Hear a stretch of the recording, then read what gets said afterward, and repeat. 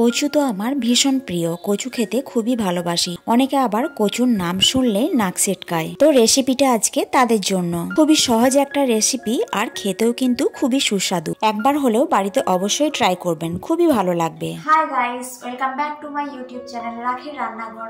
আমি রাখি, তো আবার নিয়ে চলে এলাম আপনাদের জন্য নতুন একটা ভিডিও। নানা ধরনের রেসিপি দেখার জন্য চ্যানেলটা অবশ্যই সাবস্ক্রাইব করে নেবেন, আর ভিডিওটা ভালো লেগে থাকলে লাইক কমেন্ট শেয়ার করবেন। তাহলে আজকের রেসিপি শুরু করা যাক।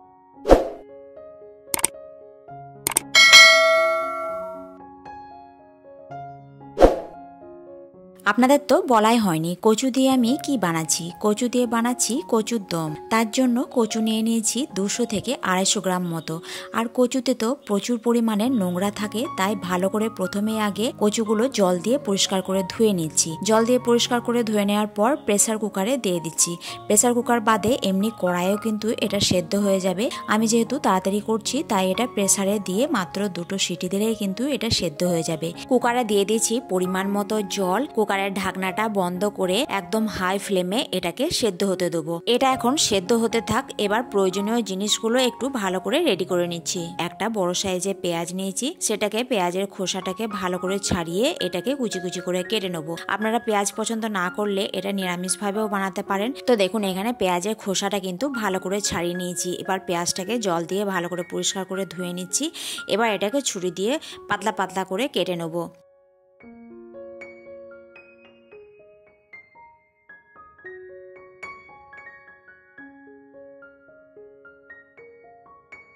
তো এখন আমার পেঁয়াজ কাটা হয়ে গিয়েছে। পেঁয়াজটাকে তুলে একটা বাটির মধ্যে রেখে দিচ্ছি। আর এর মধ্যে লাল লাল 2টো পাকা টমেটো নিয়েছি, এগুলোকেও ভালো করে পাতলা পাতলা করে একটু কেটে নিচ্ছি।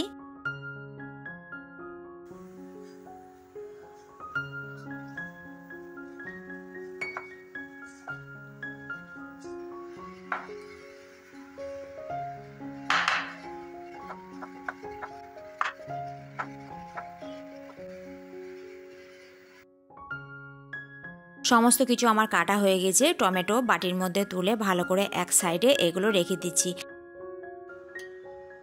আর প্রেসার কুকারের মধ্যে কচুটা সেদ্ধ করতে দিয়েছিলাম, এর মধ্যে দেখুন 2টো সিটি পড়েও গিয়েছে। এবার এটাকে গ্যাসের ফ্লেম বন্ধ করে এটা যতক্ষণ না প্রেসারের মধ্যে হাওয়াটা না বের হচ্ছে ততক্ষণ অপেক্ষা করব। এই যে প্রেসারের হাওয়াটা একদম বেরিয়ে গিয়েছে। আর একবার ছুরি দিয়ে দেখে নিলাম কচুগুলো ভালোভাবে সেদ্ধ হয়েছে কিনা। যেহেতু প্রেসারে সেদ্ধ করেছি, কচুগুলো কিন্তু একদম ভালোভাবে সেদ্ধ হয়ে গিয়েছে। এবার এটাকে ছাঁকনিতে দিয়ে জলটা ঝরিয়ে নিচ্ছি আর একটু ঠান্ডা করে নেবো। তাহলে কচুর যে খোসাটা সেটা ভালোভাবে ছাড়ানো যাবে। একটু ভালোভাবে ঠান্ডা হয়ে যাওয়ার পর কচুর যে খোসাটা আছে সেটা ভালোভাবে ছাড়িয়ে একটা বাটির মধ্যে রেখে দিচ্ছি। সমস্ত কচুর খোসাগুলো কিন্তু ছাড়িয়ে নিচ্ছি, তারপর রান্নাটা শুরু করব।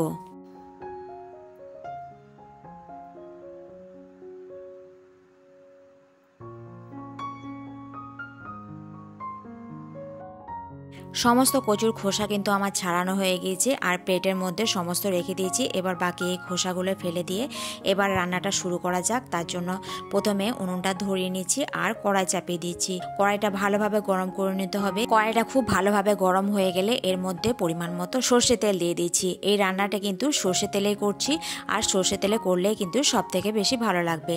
তো পরিমাণ মতো এখানে তেল দিয়ে দিচ্ছি, প্রায় 3 চামচ মতো। তেল ভালোভাবে গরম হয়ে গেলে কচুটা দিয়ে দিচ্ছি। কচু কিন্তু খুব বেশি নাড়াচাড়া করব না, কারণ সেদ্ধ করেছি, বেশি নাড়াচাড়া করলে কিন্তু ঘেটে যাবে।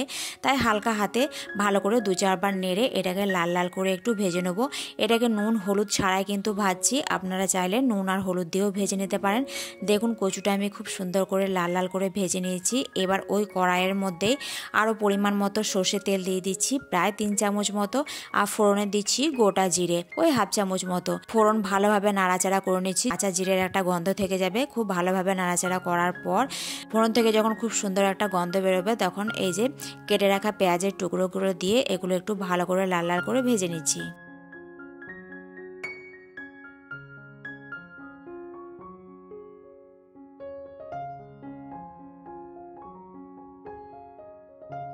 দেখুন পেঁয়াজগুলো একটু হালকা লাল লাল করে কিন্তু আমি ভেজে নিয়েছি একদম হাই ফ্লেমে।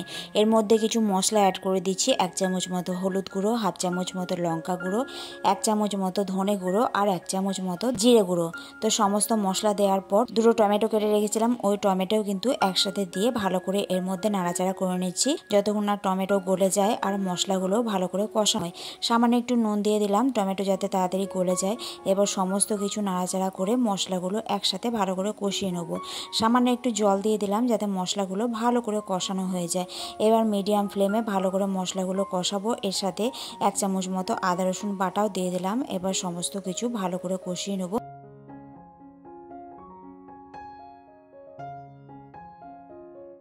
মশলার কাঁচা গন্ধ চলে গেলে আর এর মধ্যে তেল ছেড়ে গেলে এই যে ভেজে রাখা কচুটা দিয়েও এর সাথে কিছুক্ষণ এটাকে ভেজে নিচ্ছি মশলার সাথে। বেশিক্ষণ ভাজার দরকার নেই, যেহেতু কচুটা আগেই ভেজে রেখেছিলাম।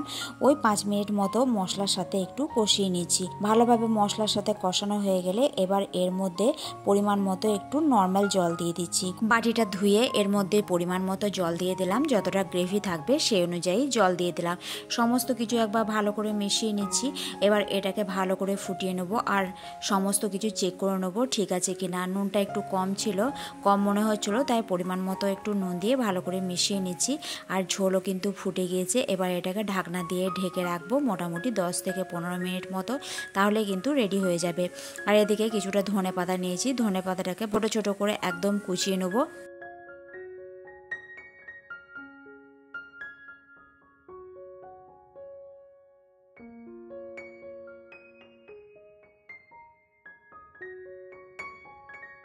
তো ধনেপাতাটা দেখুন কাটা হয়ে গেছে। আর ঢাকনা দিয়ে কচুটা ঢেকেও রেখেছিলাম মোটামুটি 10 মিনিট মতো। এটা ফোটানো হয়ে গিয়েছে। ঢাকনা খুলে এই যে ধনেপাতাটা ছড়িয়ে দিচ্ছি এর মধ্যে। ধনেপাতাটা দিয়ে ভালো করে মিশিয়ে নিয়েও কিন্তু আরও 5 মিনিট এটা ভালো করে ফুটিয়ে নেবো। দেখুন ঝোলটাও কিন্তু অনেকটা মরে গিয়েছে। সমস্ত কিছু দিয়ে ভালো করে আরেকবার ফুটিয়ে নিলাম মোটামুটি 2 মিনিট মতো। এবারে কিন্তু আমাদের কচুর দম একদম রেডি। ঢাকা দিয়ে রেখে দিচ্ছি, কিছুক্ষণ পর এটা একদম গরম গরম সার্ভ করব। এই যে দেখুন কচুর দম কিন্তু একদম রেডি।